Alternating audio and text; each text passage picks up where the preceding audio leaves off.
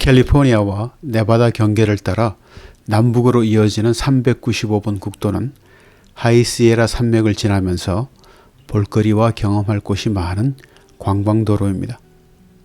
그러나 겨울철 눈이 오면 395번 주변에 작은 도로들이 닫히면서 스키 여행이 아니면 딱히 가볼 만한 곳이 많지 않습니다. 하지만 요세미티 국립공원으로 통하는 120분 국도 만나는 곳에 자리한 모노레이크는 예외적으로 겨울철에 방문하기에 아주 좋습니다.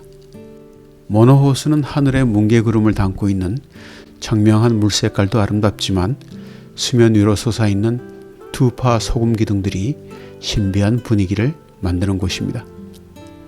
호수 위에 솟아있는 투파 기둥들은 모노호수의 사우스 투파 지역에서 가장 잘 볼 수 있습니다.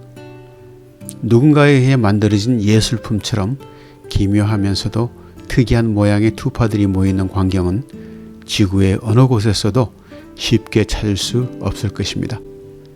투파 기둥은 소금 성분의 탄산과 호수로 흘러온 칼슘 성분이 반응하여 함께 굳어지면서 바닥에서부터 형성된 라임스톤 기둥입니다. 즉 투파 기둥들은 물속에서 자라며 물속에 있어야 하는데 현재 많은 투파 기둥들이 물 밖으로 노출이 되어 있습니다.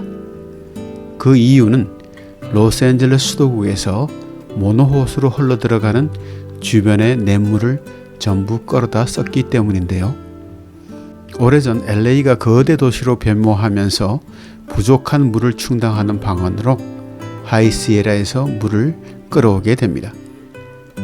하이시에라에는 모노레이크 외에도 큰 호수들이 있는데 그 호수로 들어가는 물줄기를 LA로 돌려보내면서 오웬스 레이크는 완전 바닥을 드러냈고 모노레이크도 상당히 많은 양의 물이 줄어든 상태입니다. 모노호수에 물이 빠지면서 심각한 생태계 문제가 발생했는데요.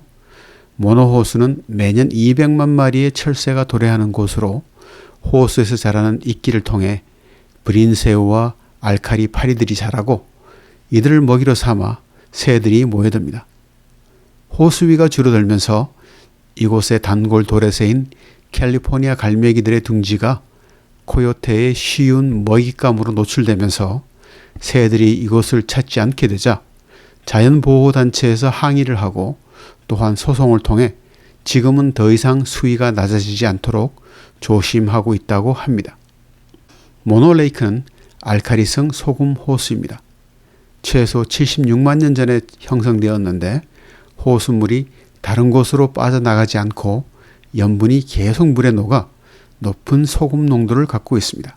그래서인지 모노호수는 캘리포니아의 사해라고 알려져 있고 호수물은 짜고 미끄럽지만 이에 적응된 수많은 동식물들에게는 너무나 풍성하고 중요한 호수입니다.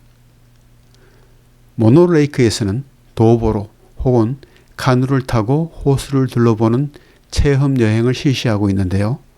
모노레이크 커뮤니티 웹 주소에서 신청을 할 수 있습니다.